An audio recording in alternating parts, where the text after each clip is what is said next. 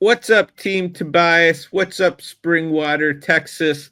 Lane Haymont here for the Literary Lens. I am with Jackie Lipton, Ann Rose, and Kelly Dyksterhouse, whose name I will forever say correctly. Doing great. Yes, thank you. Don't forget our AMA Live is January 29th. It's a Wednesday at 7 p.m. Eastern.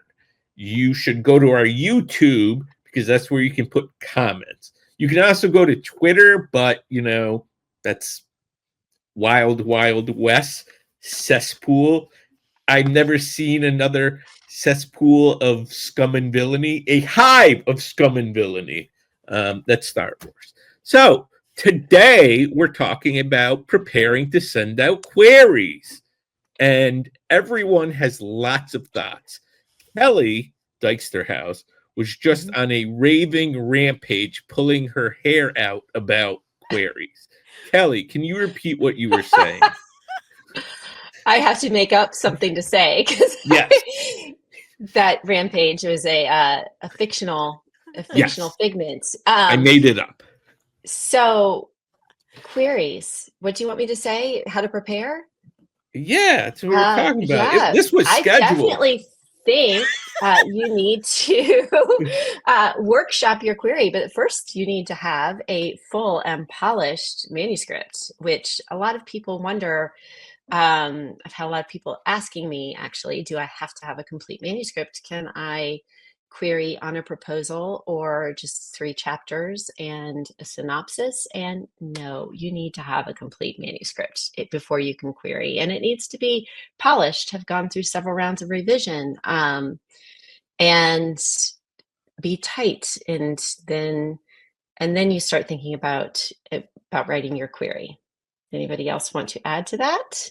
uh, I'm gonna jump in to say when you started saying that, I was like, yeah, of course. Then I was like, wait, no, not of course, because we do receive a lot of that saying, I don't have a complete manuscript. I have a Yeah. few chapters. Can you?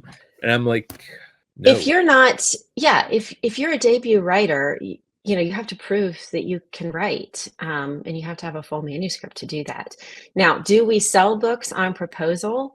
Sure, we do that for option books. We do that for writers who have proven themselves and are working with, editors that are familiar with them and know what they can accomplish. But as a new writer, you've got to prove you've got the chops. Now, the difference for that is nonfiction, of course. Hmm. Nonfiction you can sell on proposal. And Jackie and Lane, you can speak better to proposals, but that's a different topic than preparing to query. I wonder if our listeners, all two of them, know what we mean when we say an option book. It's a good question. Because if they're querying, they probably may not know what an option book is, because That's a good I point. think that's publishing lingo.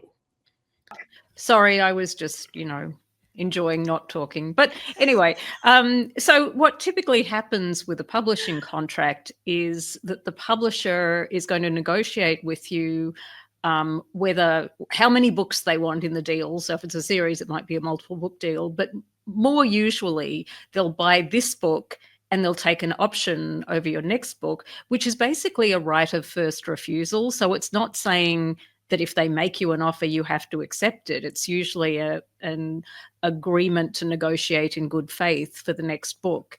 And what you want to do in your publishing contract is make sure that what is required for you to submit the option to the publisher is a synopsis and 3 chapters or 40 pages, so you don't have to write the whole next book before you can send it to them. Um, okay, so then I lost my train of thought. Anne, jump in, please. So we're talking about what we need to do before we query, right? Like to get ready to query. And Kelly very succinctly set us up on the right track of what your book needs to be, right? You need to have a finished product. You need to have it reviewed several times. It can't just be your first draft that you've word vomited onto a page and now you're sending it out, right? So all of that is very important. But what also is important is researching who you want to send it to. There's a lot of times where I get query letters for projects that I don't even represent. So the spaghetti approach, taking it and just throwing it at the wall and seeing what sticks probably isn't the best route to take with your work. So you definitely want to go ahead and go out and research agents. Now you're probably asking yourself, and where do I go to research agents, right? Lane, do you have some options for them, or would you like me to continue to keep speaking? I would like you to keep speaking, please, because obviously I can't speak today. Okay. Well, there's many places that you can go to find out where you can find agents, right? So Publishers Marketplace is one of them. Query Tracker is another one of them. Obviously, any agency website should have information on agents, but it's really important, especially in this day and age, to do your due diligence, to make sure you're sending out your materials to reputable agents and agencies. Now, there's going to be some times where there are new agents, and there's going to be some times where there's new agencies. And where you have to be careful is if they are both, right? So what I like to do is I like to consider it like a scale, right? So if you have a brand new agent who's never agented before, right? But they're at a reputable agency that has reputable sales, has been around for the business for a while, it kind of evens out. So you're probably going to be in good hands. Or vice versa. Maybe it's a brand new agency who just opened up their doors. However, it's being started by an agent who's been in the business for many, many years and has lots of sales under their belt at maybe a previous agency. Again, you're evening out, probably going to be in good hands. Now, if it is a brand new agency and it's a brand new agent, then, we're off the scales. Like we tipped out of there. Also, unfortunately, should probably mention in this day and age of deep fakes, right? There have been some situations where people have started a website and claimed that they have agents there, and they use information from established agents as like their setup and their bios. And I'm not going to get into all the rigmarole of the scams, but just be wary if you're finding a brand new agency and something just doesn't feel right, especially if they're using AI pictures, or if you recognize a picture of an agent, but that's not their name. Like, they're from a different agency. So just be careful out there when it comes to who you're sending your work out to, because it is your work. Also, a big giveaway is if people are asking you money to read. So the really fraudulent things that use photographs and sometimes names of real agents, they're asking you for money. Agents do not do that. We get paid on commission only when we make a deal on your behalf. So do not be paying any agent up front, because it's a scam. And scammers have actually used our agency, some of our agents. Stephanie Rosacito was a favorite of the scammers for some reason. They loved using her pictures. And I think it's because, she's from Germany. She has a German accent. So they can always say, oh, my accent, I'm from Germany. Because a lot of these are from overseas. I just think they like her picture. I mean, she's beautiful, so. No comment. I am steamrolling, totally ignoring said comment. That's fair. Yes, thank you. So, what goes into a query? Jackie, I know you have very specific opinions on this, I do I. Yes, I know you do too. So, I mean, the way I always put it, it's a professional letter. So, it's not cool to be trying to do something really different to get our attention, because it will get our attention in a bad way, most likely.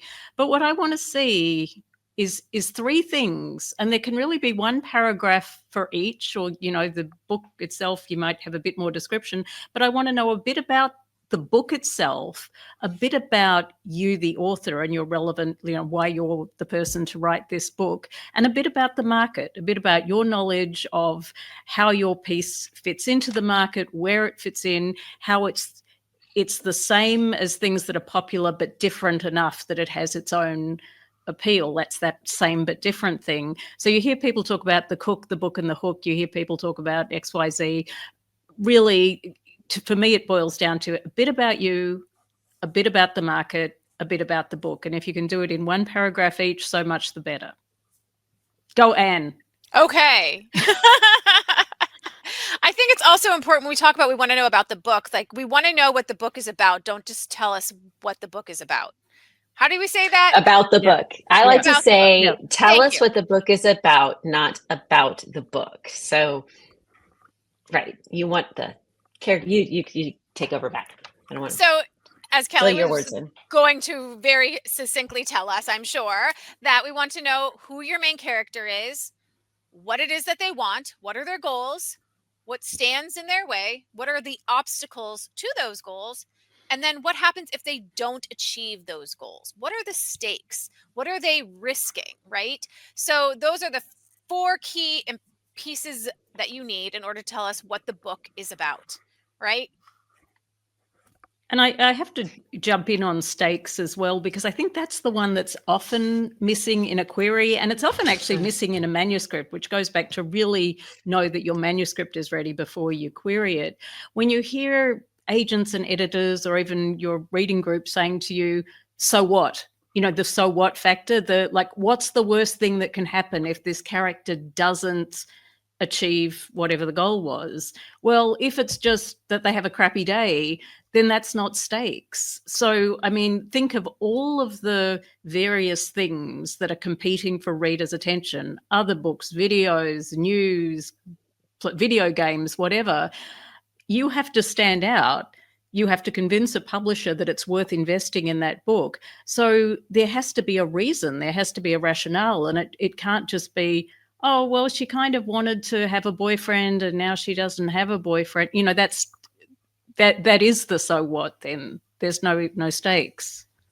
So in queries that tell us what the book is about, as opposed to in queries that tell us about the book as opposed to what the book is about, those queries tend to be like, it's a philosophical examination of such and such, or it's a middle grade that has lots of adventure and it's a time travel, but that's not telling us who the character is, what they want.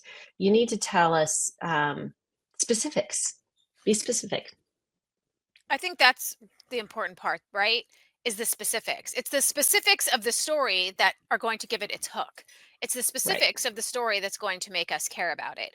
So when we throw out words like, and then all is lost, you have to know what all means in order for us to understand what is actually lost. So keep those things in mind. How long should a query be? And I mean pages and word count. Because I like a 1-page query. But, you can also fit, depending on text size, 1,000 words into a page. No. There's still standards. Like, we still need 12-point standard, yes, that's what I'm saying. New Roman, 1-inch margins. Like, we need all of those things. There you go. That's what I'm saying. And I think, how much is a page? 250 words? Something like that. It's about 300 words, give or take. Oh, Depends and on rows. spacing. It's between 250 and 300. I promise you, that is what it is. Okay, I'll accept that. I believe in you. If so it's I think spaced. If it's single spaced, yeah, then you get a lot more words on that page. And a query is a business letter, so it can be single spaced. Yes. Is expected. Yeah. I would. Sorry. I mean, I work in Kidlit, so picture book queries can be oftentimes 2 to 250. And I think if you get much longer than 400 words, it's dense and it's hard, even for a novel. But what do you guys think in terms of working? I'd say 3 to 5 paragraphs, bearing in mind that 1 or 2 of those paragraphs are only going to be a sentence or 2. Like the bio is probably going to be a sentence or 2, and the market paragraph will be a sentence or 2. So the biggest part will be the description of the plot. And you bring up a really good point, Jackie, because a lot of times, or just recently, I feel I'm seeing query letters where the bio paragraph is like this long And Yes. about the book is like this long. Yes. Or what the book is about is this long, or vice versa, right? So, Preach.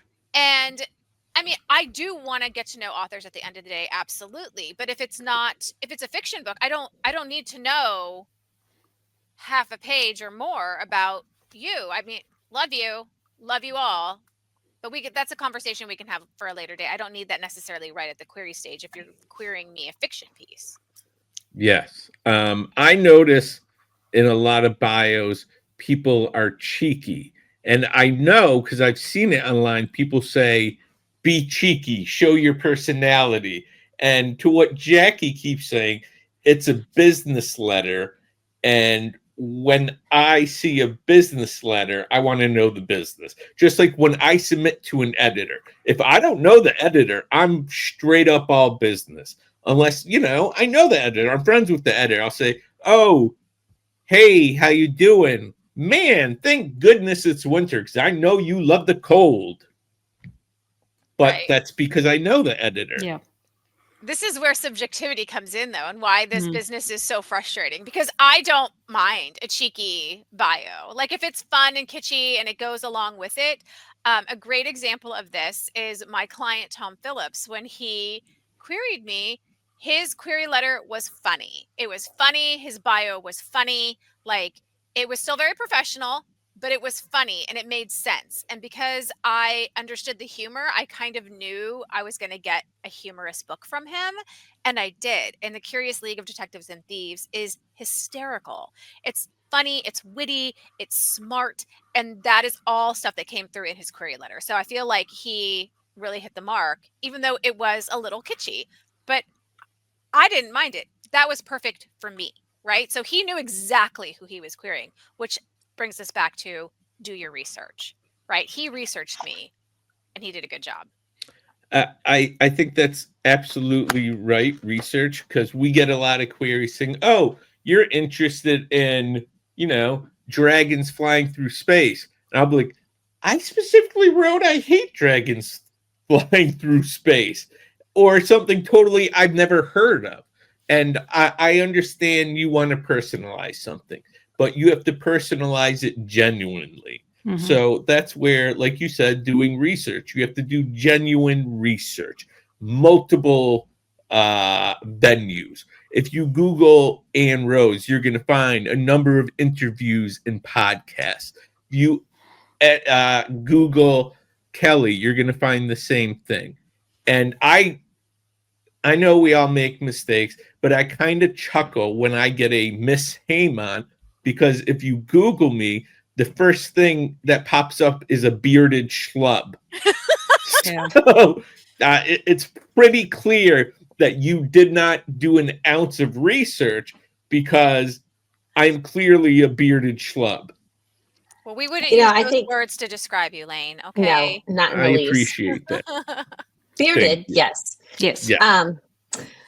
I think that's a really good point. The interesting thing, a lot of agents are doing what I do now, which is opening 1 week a month or 1 week a quarter. And what I really love about this is that lists are constantly changing. What I'm looking for is changing frequently. So that allows me to put out wish lists that are very specific for what I'm looking for at that time.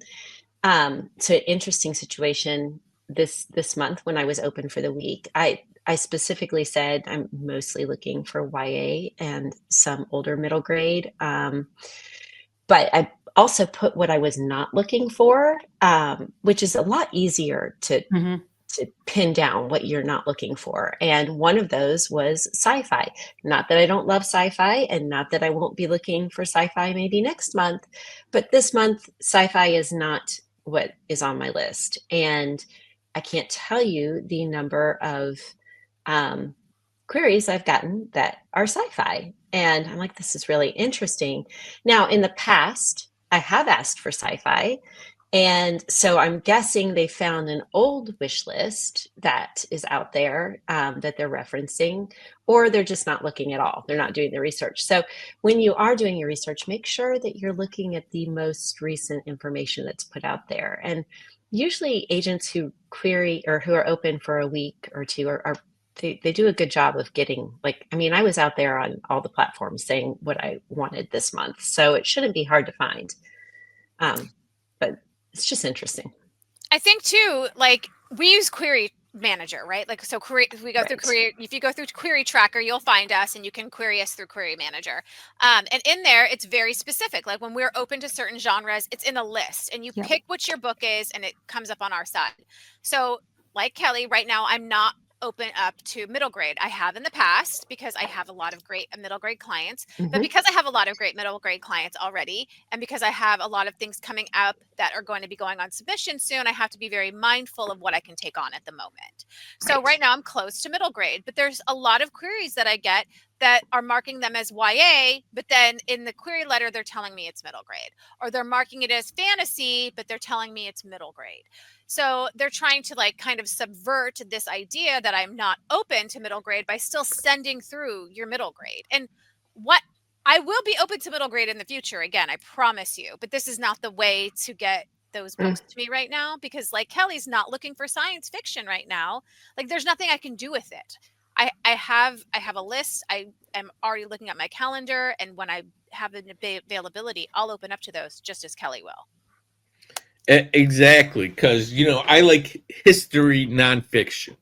Cool, always accept it. Not into historical novels. Uh-oh. Oh, did he I just think- freeze? I thought maybe it was Yes. just me. No, Okay. I think Maybe I he's think traveling back in time right now. he may be. I mean, I could jump in with something I was going to say. Yes, that's on probably a the great idea, because we seem to be doing like tips in terms of things to avoid just because it doesn't create a great impression. And one of them is I find people comping their book to my client's work when they clearly have not read my client's work. I can't tell you the number of times people comp to Marcy Rendon thinking that she writes police procedurals. She doesn't. She does write mystery, but they're not police procedurals. I've had people comp to client books where the book isn't out yet and arcs haven't gone out, so they can't possibly have read it.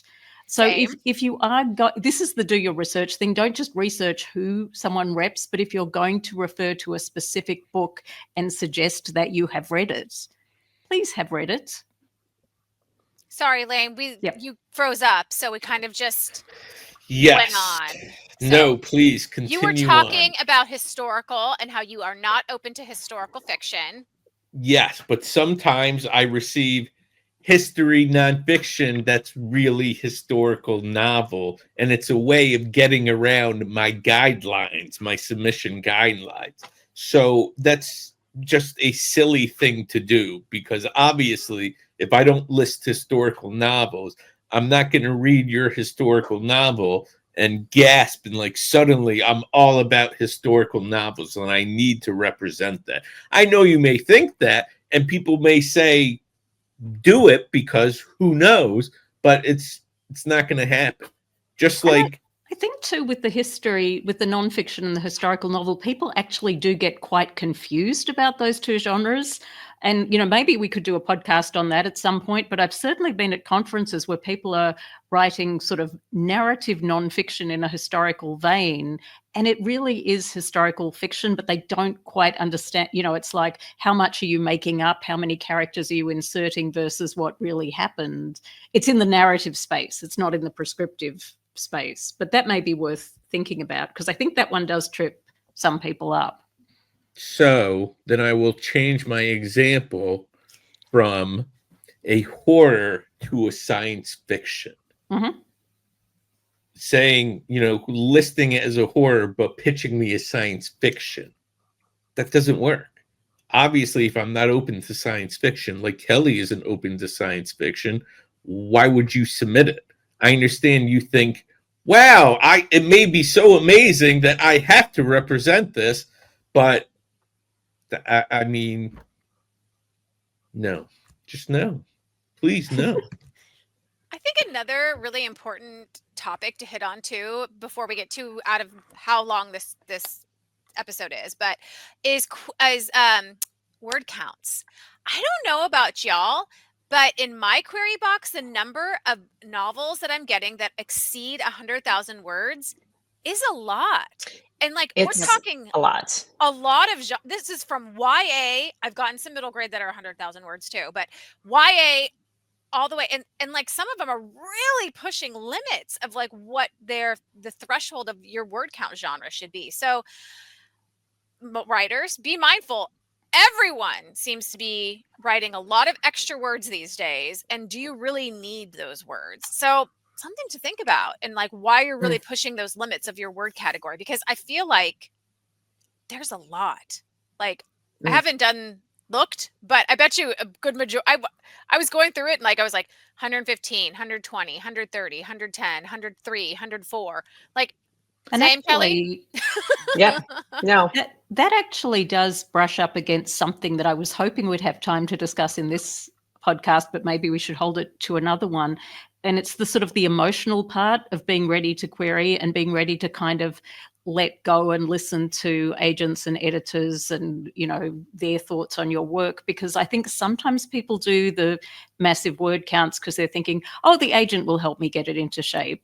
Sometimes they're doing it because they really do feel precious about the work, and they're just like, I can't get this down to less than 115,000 words. And you're much less likely to sell a debut that's 115,000 words, whatever the genre, because it's more expensive for the publisher. It's more of a risk. It's a lot of work. So, you know, I just wanted to flag the emotional side. Like, how do you, like, obviously you should feel proud of your work and you should feel pleased with what you've done, but do you feel ready to have those discussions with an agent about, oh, you really need to cut this or focus on that? Like, are you going to hang on to that, or are you going to say, yeah, I don't want to lose my vision, but I am prepared to work on this? I've even had authors come into my inbox like, well, I have a shorter version of this that is, you know, 75,000 words, but I really wanted to send you this version because it just is more in depth and it's 120,000 words. And I'm like, that's a big difference, right? Yeah. Like, Well, and to that point, when it's time for you to query, make sure that your novel is finished and you are no longer revising. I can't tell you how many queries I get in my inbox when maybe a month later, you know, I just haven't gotten to it yet, or 2 months later, I haven't gotten to it anyway, but I haven't gotten to it yet. And I'll get a message from the author saying, you know, I've revised this manuscript. Would you like to see the revision? And like, if you're still revising it, why'd you send it to me in the first place? So I just, you know, that's a hard one, but just make sure you're done. yeah. And to go with that also, I'm quickly, Lane, I promise I'll be short. Just withdraw it and resubmit it. Don't ask if it's okay. Right. Exactly. Just withdraw it. Say, I've made some changes. I'm resending a new one. And that's fine. And so that way it takes less of your time. It takes less of our time. Yes, we will want to look at it eventually when we can get a chance to look at it, but that's the best recourse of action. Absolutely. Ahead, sorry. Right. I'm going to be a villain and say, do not send out a manuscript or a query until you're ready to let the book go. Because I personally don't like when someone withdraws a book because, oh, it needs editing, or I revised it, because that tells me, you know, the book isn't ready and you're not confident in your craft. And if you're not confident, how can I be confident? As someone who's not a client. But I'd also go back to the overconfidence thing too. It's like, ready to let it go. A, you have to have stopped revising it so the agent can now come in and take it to the next level.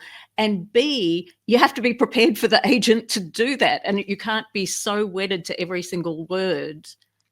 Correct. Because that's just not how publishing works. And you can self-publish, and that's fine. But if you're not prepared to do that extra work with the agent, and it's a really tough one, right? Because you have to feel confident that you've got the book to where you can take it, but still be prepared to listen to one or two more voices, which would be the agent and the editors. We have probably confused people a lot more than we've helped. No, But I don't think. welcome to our world. Yep. This is how it is. You gotta go with your gut. I tell people all the time, follow your heart. But yeah, just do your best. Do what you can. Follow your heart. And do you want to take us out? Do you have a final thought? Well, I don't know if I have a. Do you want to do final thoughts first? Or do you want me to take us out? We can do final thoughts. Does These are anyone two have different final things. thoughts? I think we've covered everything.